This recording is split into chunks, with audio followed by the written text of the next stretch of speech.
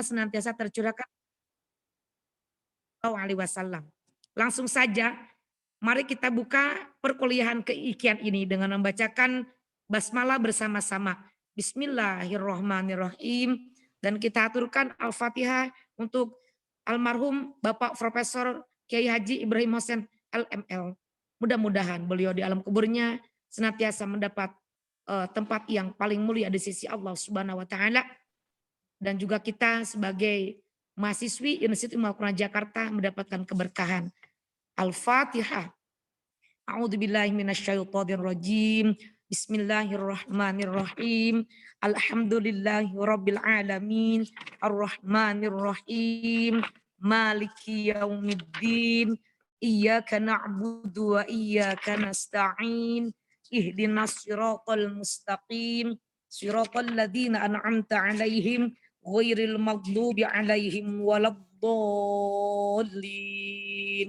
Amin. Rabbighfir lana wali walidina wali jami'il muslimin. Amin. Anak-anak sekalian, mahasiswi iki yang cantik-cantik, insya Allah solihah semuanya. Pagi ini pertama Bunda akan menyampaikan tentang menggali hukum inseminasi buatan atau bayi. Silakan dicatat.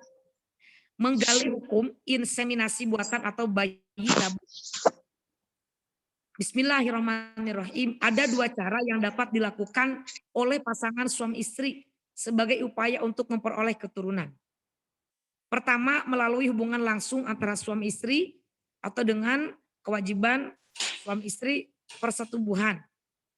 Kedua, sesuai dengan perkembangan di bidang kedokteran, dapat dilakukan dengan cara memanfaatkan teknologi inseminasi buatan atau bayi tabung.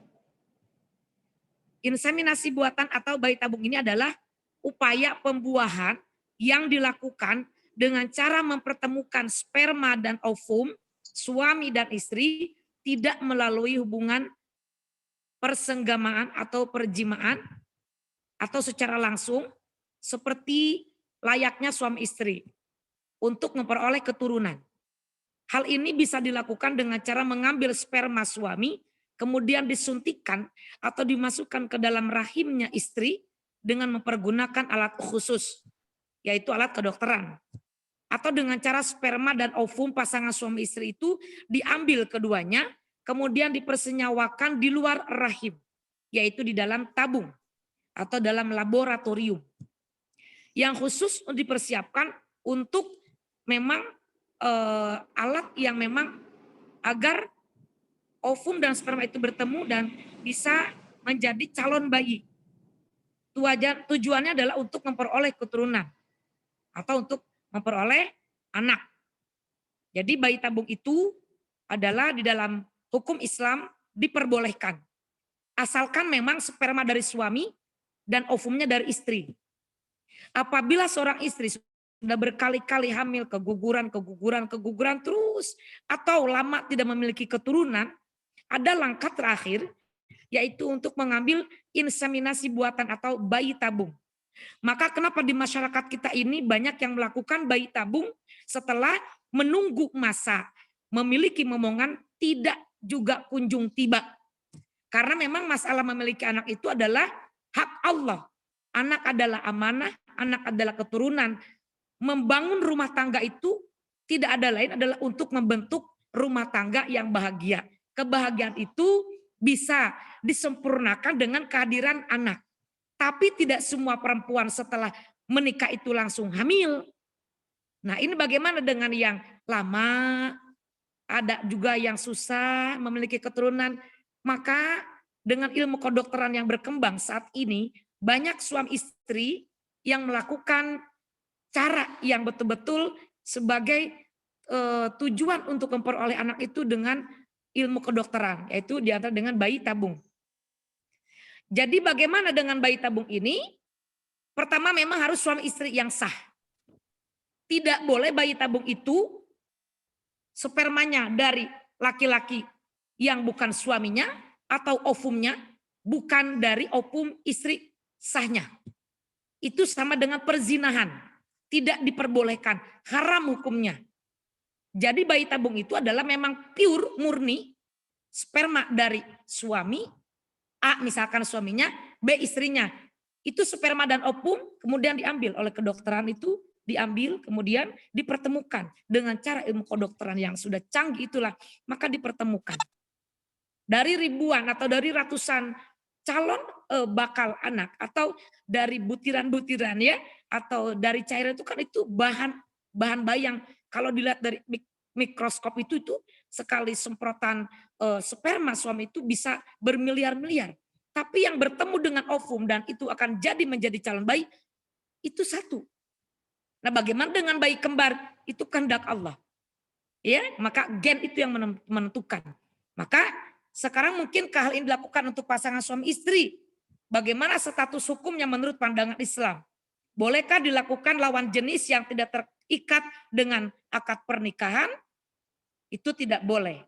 Bagaimana pula kalau sperma seorang suami dibekukan? Kemudian suami itu meninggal dunia. Sperma itu dimanfaatkan oleh bekas istrinya melalui sistem bayi tabung. Suami diambil spermanya untuk dipertemukan dengan ovum istrinya. Ketika sperma itu diambil, disimpan di laboratorium, tiba-tiba sakit jantung meninggal istri suaminya. Nah, bagaimana itu? Sperma yang sudah diambil, kemudian ovum dari istrinya juga diambil.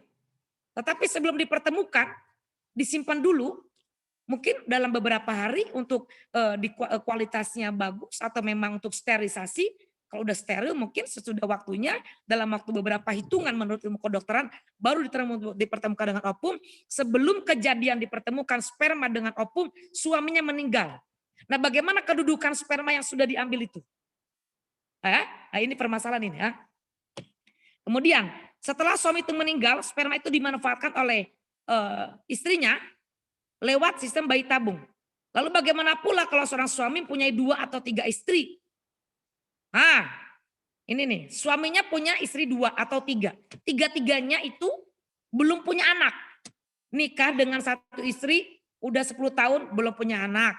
Kata istri yang pertama, papa nikah dulu. Barangkali dengan nikah, papa punya keturunan. Kalau udah punya keturunan, mama yang ngurus. Ridho, mama pengen punya keturunan. Biarinlah, gak usah mikirin sakit hati, ono ini, ono unu ini. Gak usah, papa nikah lagi.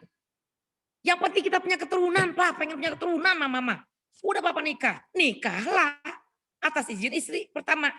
Sesudah nikah, ternyata sudah 5 tahun nikah, belum punya anak juga. Kata istri kedua, papa ini yang bermasalah papa apa mama? Istri pertama juga belum punya baby, mama juga ini 5 tahun belum punya baby. Sekarang papa nikah lagi di istri ketiga. Barangkali coba papa nikah lagi, ini sebetulnya yang bermasalah siapa? Papa apa mama, apa istrinya? Mama itu punya anak 8, istri pertama juga anaknya 10. Papa nikah lagi. Udah nikah lagi. Diizinkan. Karena memang konglomerat misalkan. Nikahlah ke istri yang ketiga. Bagaimana itu ketika istri yang ketiga itu ternyata belum juga hamil. Aduh, kumaha ieu tah. Sudah 3 kali menikah, belum juga punya istri, belum punya bayi. Sementara itu istri yang pertama tidak mengandung. Karena ada kelainan misalkan. Oh, setelah dilihat di dokter, spesialis kandungan, istri yang pertama itu kandungannya ada permasalahan. Kemudian sperma suaminya dan ovum istrinya yang kedua atau ketiga dipersenyawakan lewat bayi tabung. Untuk menghamilkannya dititipkan pada rahim istri yang pertama. Bagaimana menurut pandangan Islam tentang masalah ini? Ada lagi kasus. Suaminya diambil spermanya, istri yang pertama tidak bisa mengandung. Entah ada penyakit apa. Tapi kata istri pertama, papa menikah lagi, papa bikin bayi tabung. Tetapi sperma papa dengan sperma istri kedua diambil, simpan di perut mama. Waalaikumsalam. Lagi ngajar bagaimana lagi? Ibu nggak apa-apa ya? Aduh ini. Nggak apa-apa ya bun?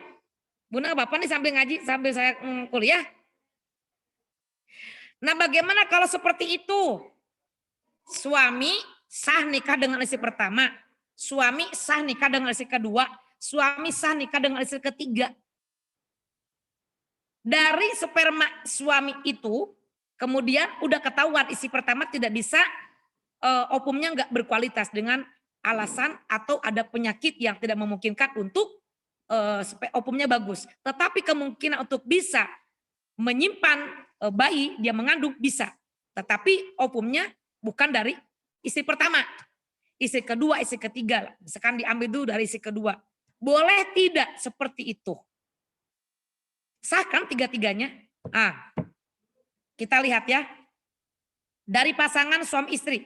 Menurut Profesor Kiai Haji Ibrahim Mohsen Al-Maghfurullah, inseminasi atau bayi tabung yang sperma dan ovumnya diambil dari pasangan suami istri dan untuk menghamilkannya tetap dilakukan pada rahim istri tersebut.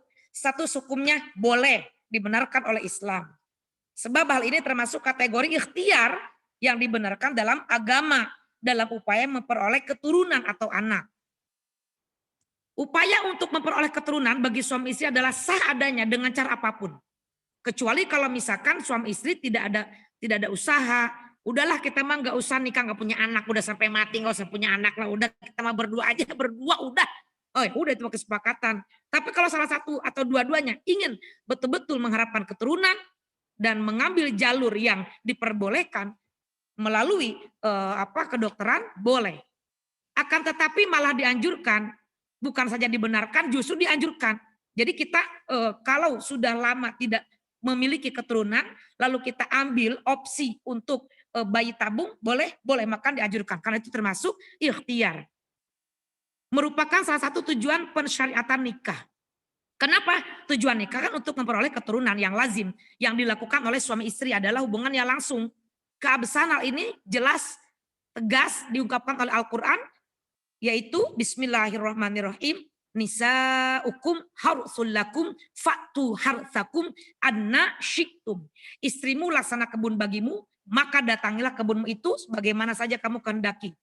Kalau upaya untuk memperoleh keturunan bagi suami istri dengan cara berhubungan langsung, itu memang direct ya, benar. Tentu cara-cara lain yang sejenis serupa sepanjang tidak melanggar norma-norma agama dan dibenarkan pula oleh ilmu kesehatan. Termasuk bayi tabung atau inseminasi buatan. Juga dapat dibenarkan sebab intinya adalah sama, yaitu mempertemukan sperma suami dan ovum istri yang sah. Agar terjadi pembuahan untuk mendapatkan keturunan. Bahkan melihat kata-katanya adalah annasyitum, yang artinya bagaimana saja, kapan saja, dengan cara apa saja agar kita memperoleh keturunan. Jadi bayi tabung itu diperbolehkan di dalam agama Islam, bahkan dianjurkan karena itu merupakan usaha bagi suami istri untuk mendapatkan keturunan. Kemudian bukan dari suami istri, menurut Al-Maghfurullah, Bapak Profesor Ibrahim Mohsen, inseminasi atau bayi tabung yang sperma dan ovumnya bukan dari pasangan suami istri hukumnya jelas haram. Jadi kalau misalkan boleh nggak nih Bunda Tuti misalkan punya suami, suaminya didiagnosa oleh dokter tidak bisa memiliki keturunan. Kemudian suaminya nyuruh, mah beli aja sperma. Bunda beli aja sperma. Emang ada bank sperma? Tanya aja ke kedokteran, ada kali. Coba ke rumah sakit. Belilah sperma orang lain. Dipertemukan dengan opung bunda. Disimpan di dalam kandungan bunda, di dalam rahim bunda. Hamillah bunda. Tapi anaknya bukan dari bapak ini. Kata bapak ini, saya sudah diputuskan oleh dokter tidak bisa memiliki anak. Mah, bunda. Ambillah sperma dari orang lain yang bukan suaminya. Nah, bagaimana di dalam Islam? Kasus seperti ini hukumnya haram. Kenapa? Karena itu termasuk zina. Mana dilihat dari analisa zinanya? Bukan suami yang sah. Beli sperma itu berarti sama dengan mengambil sperma yang bukan dari suaminya. Lalu bagaimana agar kita punya keturunan jikalau tetap suaminya tidak akan memiliki sperma yang utuh, sperma yang bagus, sperma yang kualitas, yang bisa menghasilkan pembuahan jikalau ditemukan dengan alat kedokteran menjadi pembuahan calon bayi. Nah ini nih.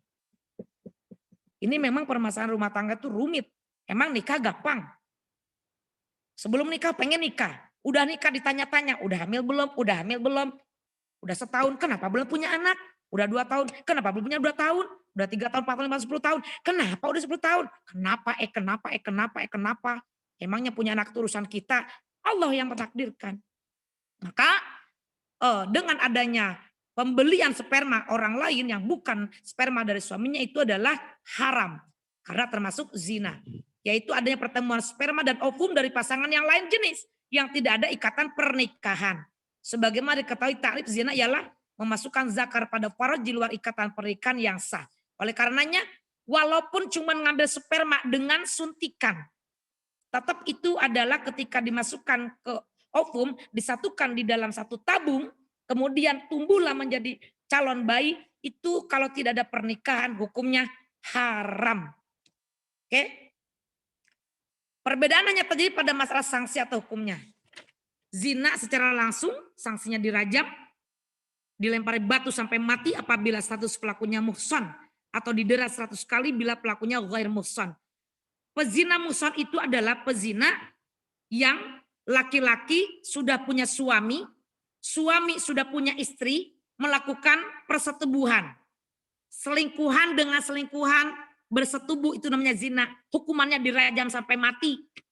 Itu muhsan. Pezina yang ghair muhsan, gadis dengan perjaka belum nikah melakukan perzinahan, maka dirajam sampai 100 kali begitu. Nah, bagaimana kaitan dengan bayi tabung?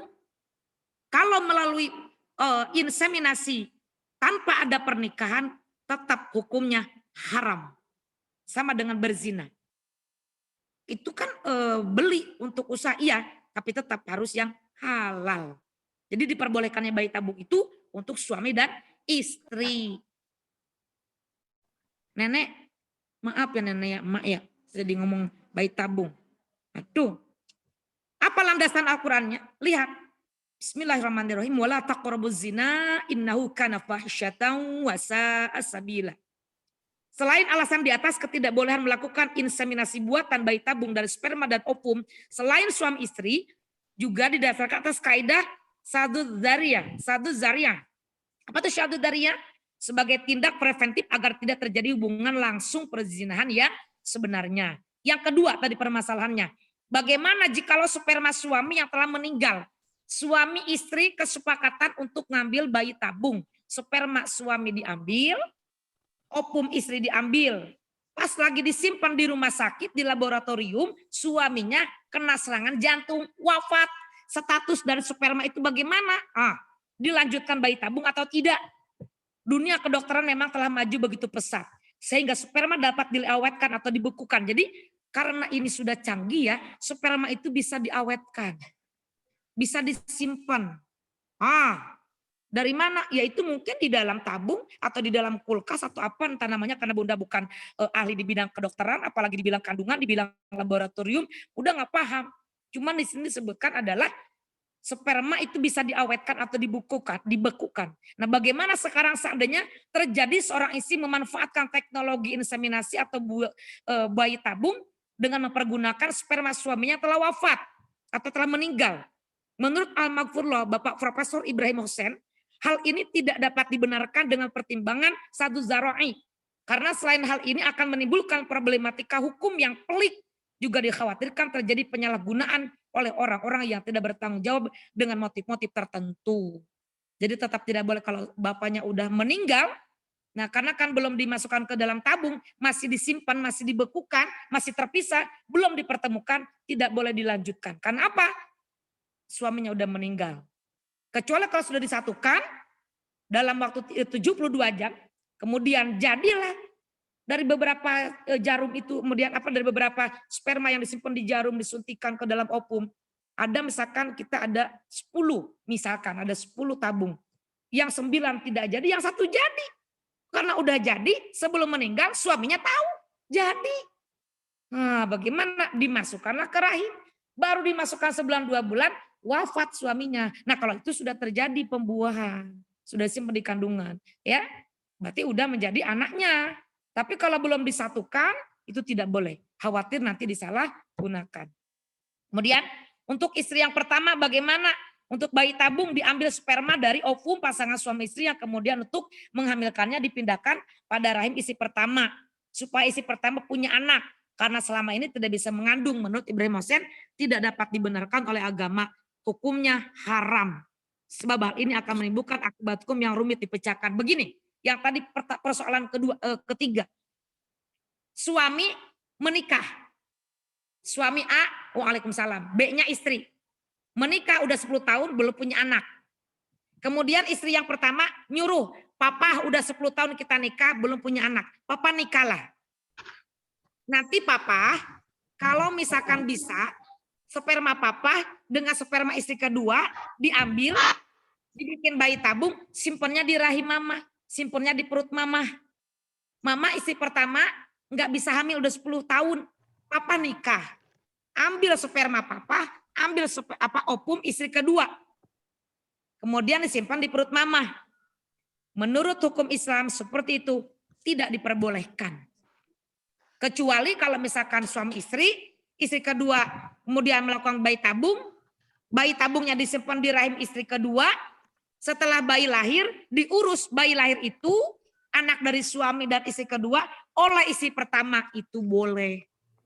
Tapi kalau misalkan kedua-duanya suami istri sah, istri pertama pengen hamil, tidak punya anak udah 10 tahun, memperbolehkan suami nikah lagi, kemudian sperma dan ovumnya disatukan, kemudian bayi tabung itu berhasil, disimpanlah bukan di perutnya istri kedua, tapi di istri pertama, itu tidak boleh.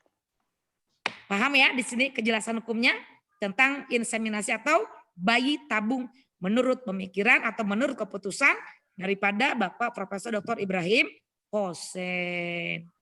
Alhamdulillah. Nah, jamaahnya udah kumpul semuanya. Ini ada 4 dosen, Bunda. Mohon maaf. Ini ada 4 dosen. Yang 3 dosen, 1 di MUI ada tugas. Yang 1 lagi di perjalanan. Yang 1 lagi ada tugas lagi. Tinggallah Bunda sendirian. Bunda juga jam segini ngajar di sini. Jadi gimana tadi sebelum Bunda datang, Bunda ngisi perkuliahan dulu. Ini 3 fakultas. Syariah, Usuluddin, dan Tarbiyah. Kebetulan materinya tentang bayi tabung.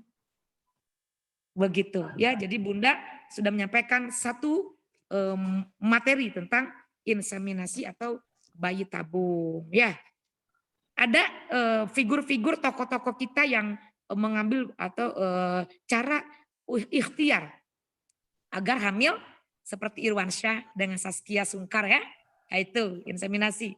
Inul Daratista bayi tabung kan ya. Banyak sekali. Bunda mencontohkan yang familiar di kita aja. Dan itu memang diperbolehkan. Baik secara negara maupun secara hukum agama. Asal suami istri yang sah. Oke, jelas tidak? Bunda menjelaskannya jelas atau tidak? Jelas. Tentang bayi tabung? Jelas Bunda, jelas. Jelas. Sangat jelas. Jelas. Sangat jelas Bunda. Peletot, jebrut. Ya, harus jelas. Soalnya ini masalah hukum. Bunda mohon izin untuk bertanya apakah Ibu Nur Izzah sudah bisa bersambung, Bunda Nur Izzah? Assalamualaikum warahmatullahi wabarakatuh. Alhamdulillah. Bunda Nur, ya. Saya sudah menyampaikan materi pertama ya. Sekarang saya serahkan sepenuhnya ke Bunda Nur. Karena saya juga nih mau lanjut dengan materi di Masjid As-Sakinah Gardenia. Terima kasih, mohon maaf. Wabarakatuh. Waalaikumsalam warahmatullahi wabarakatuh. Izin off kamera. Saya pamit semuanya ya. Terima kasih. Silakan Bunda Nur Izzah. Baik, terima kasih Bunda Tuti atas waktunya. Assalamualaikum warahmatullahi wabarakatuh kepada semuanya. Waalaikumsalam warahmatullahi wabarakatuh.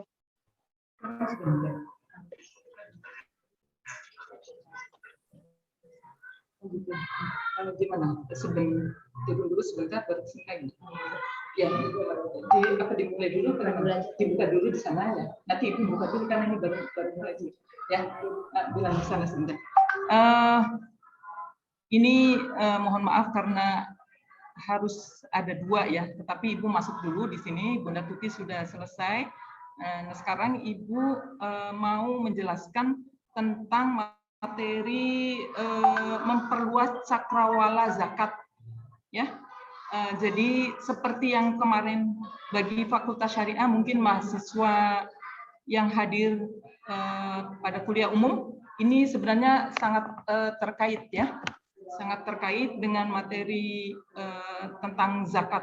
Jadi intinya Bapak Al-Mahfurlah ya, Profesor Kiai Haji Ibrahim Hussein LML ya, beliau itu ingin memperluas cakrawala zakat ya.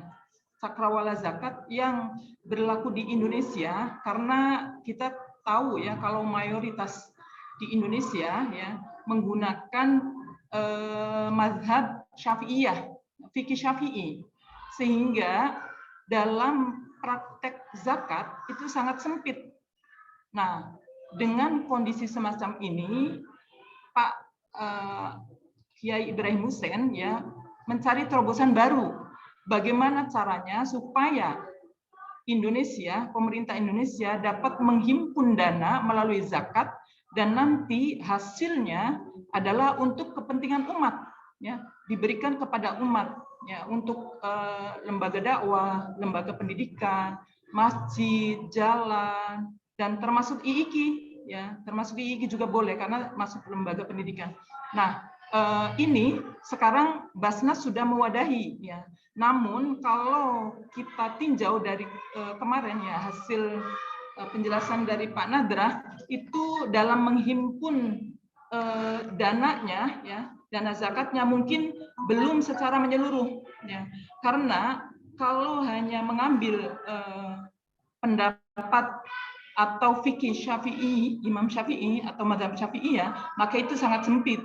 Sehingga terobosan barunya harus mengambil pendapat Imam Abu Hanifah dan Imam Malik bin Anas, ya. Atau setelah imam maka mazhabnya ya, mazhab Hanafiyah dan mazhab Malikiyah. Namun dasar hukumnya bisa pendekatannya yang oleh Pak Kiai Ibrahim Hussein, pendekatannya melalui yang pertama berpegang pada zahir nas yang dipegang oleh Imam Daud Al-Zahiri. Ya, karena Imam Daud Al-Zahiri itu memegangnya biasanya tekstual, nasnya yang pertama diambil. Kemudian pendekatan yang kedua yang dilakukan oleh Pak Kiai Ibrahim Hussein adalah melalui kias. Jadi dua hal ini yang dipegang. Sebentar ya. Udah ditanyain? Oh iya. Ini garis besarnya dulu, tapi gimana ini? Ibu harus ngasih sambutan dulu ke bawah. Ini mohon maaf Ibu karena lagi mengantar mahasiswa kunjungan ke Pengadilan Negeri Rangkas Bitung. Dalam perjalanan sangat jauh ternyata. Nah, sekarang sampai sini pas berbarengan. Ibu nyambut dulu sebentar, paling 5 menit ya. 5 menit turun jalan ke bawah 5 menit. Jadi 10 menit Ibu tunda dulu ya. Baik, Ibu nggak iya Ibu, nggak apa-apa. Jadi Baik, Ibu. Pembukaan ini cakrawala zakat. Oke, mohon maaf. Jadi kalian di sini mungkin apa? Diskusi dulu dengan kalian sendiri ya. Siap, Ibu. Oke, Ibu dulu. Ya, ini gimana? Ditinggal dulu. Teman-teman, boleh masuk ke ini. Di sini. Mohon maaf. Jaga ini ya, laptop ini. Ya, boleh ngobrol sini. Saya mau izin ya. Terus Bah dan kakak-kakak lain-lainnya dari Jazil ingin membahas sedikit tentang usulan yang kemarin. Alhamdulillah sudah disetujui sama atasan gitu. Nanti sistem yang tentang ziarah itu pengen diadakannya mau 1 bulan sekali atau 2 minggu sekali. Coba aku minta suara dari Habibah. Mungkin 1 bulan. berapa? Bulan sekali ya. Oke, semuanya boleh bersuara. Bulan sekali. 1 bulan. Sebulan sekali. Sebulan sekali aja. Ini kira-kira teman-teman banyak yang berdomisilinya di Jakarta yang atau di kampung. Di kampung. Oh, di Siap, Mbak Putri Nahliza. Kalau sebulan sekali boleh. Nah, ini nanti aku tuh bingungnya gini teman-teman. Yang masih butuh jawaban tuh maunya bergilirnya itu nanti setiap fakultas atau satu kelas atau berapa kelas kayak gitu. Karena kan satu kelas kan ada yang tidak domisilinya tidak di Jakarta semua, juga tidak di kampung semua kayak gitu. Dan juga jaraknya tidak semuanya di Ciputat. Maunya mau berapa kelas? Misalnya setiap sebulan sekali itu mau yang 3 kelas atau setiap fakultas. Nanti siapa aja yang sekiranya jaraknya bisa dijangkau ke Ciputat, dia nanti bergilir intinya loh.